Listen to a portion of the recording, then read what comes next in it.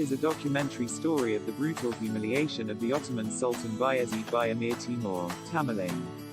Timur, who was born on the 9th of April 1336 and lived up to the 18th of February 1405.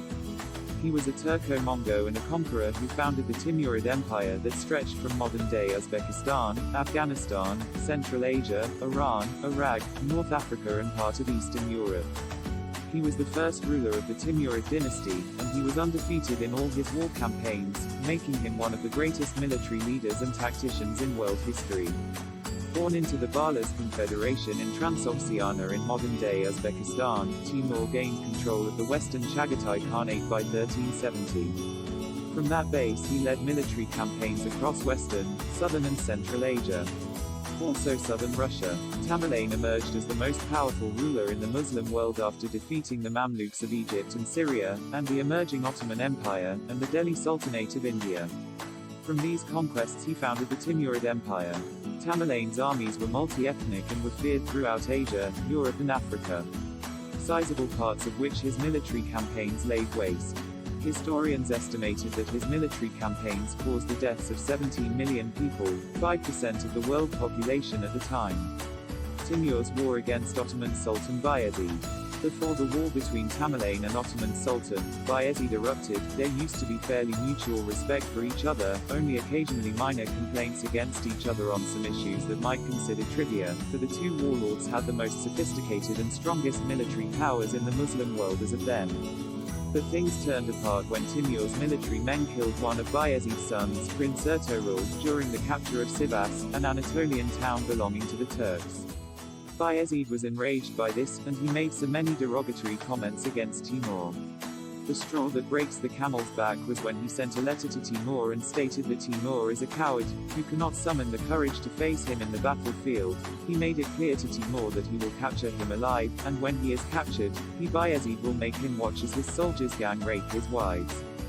Timur, who does not like insult and challenge, took offense with these insulting words, and the challenge thrown to him by Bayezid started approaching from the east in Asia Minor towards Angora, modern-day Ankara in Turkey, the capital city of Bayezid.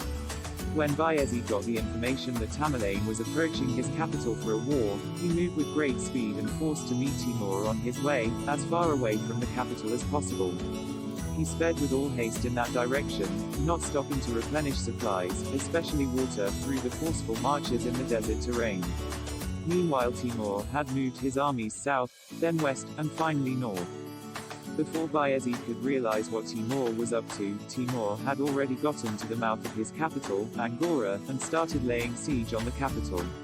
When Bayezid finally understood that he had been tricked and outmaneuvered by Timur, he started marching with great force and speed back to his capital city to relieve it of the siege occasioned by Timur.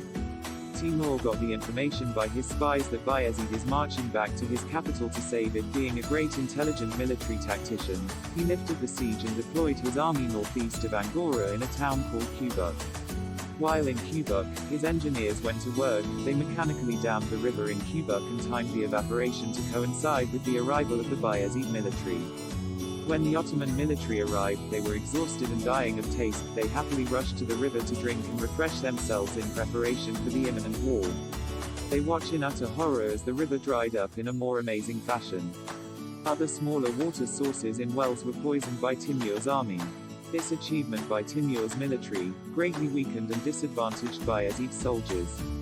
The battle started in a balance, as the two armies were very huge. It's estimated that the two warlords had over 1 million soldiers each. But things turned against Ottoman Sultan Bayezid when a large contingent of his Tatar cavalry armies betrayed him and switched sides to Timur. Timur, which it was said had a Tatar blood, for some time during the war had sent his spies to urge the Tatar tribal leaders in Bayezid's army to switch sides to him. He promised them riches and great liberty, and it worked for him. The betrayal of the Tatars became instrumental to Timur, who then gained the upper hand in the war. Bayezid, being a very brave warlord, kept fighting even when defeat became clear and imminent. It became too late for him to escape when his army finally collapsed. He made an attempt to escape, but he was captured as his horse was shot and killed. Timur wanted him alive. His sons were lucky to flee, his wife was already captured. When Bayezid was captured, he was put into a small cage on a wagon for the march back to Samarkand. Timur, who enjoys inflicting pain to his fellow humans, humiliated the Ottoman Sultan, Bayezid, to a stupor. He would place Bayezid in the center of his dining hall in a cage before his visitors who visited him for dinner. The worst miserable for Bayezid was the reality that he watched frequently from his cage as Timur's soldiers gang raped his wife, and most painful was the fact that his wife would be constantly forced to serve dinner to Timur and his guests with stark nakedness, while she would be forced to serve the crumbs of the food eaten to her husband, who is put on display in a small iron cage inside the center of the dining hall. It's said that Bayezid was so ashamed of his current situation and that of his wife, that he dashed out his brains by slamming his head repeatedly and with great force against the iron bars of the tiny cage he was forced into. This was a man who conquered and created the Ottoman Empire, and was a big problem to Europeans, became a man that was humiliated and treated in the most miserable way no man would wish for.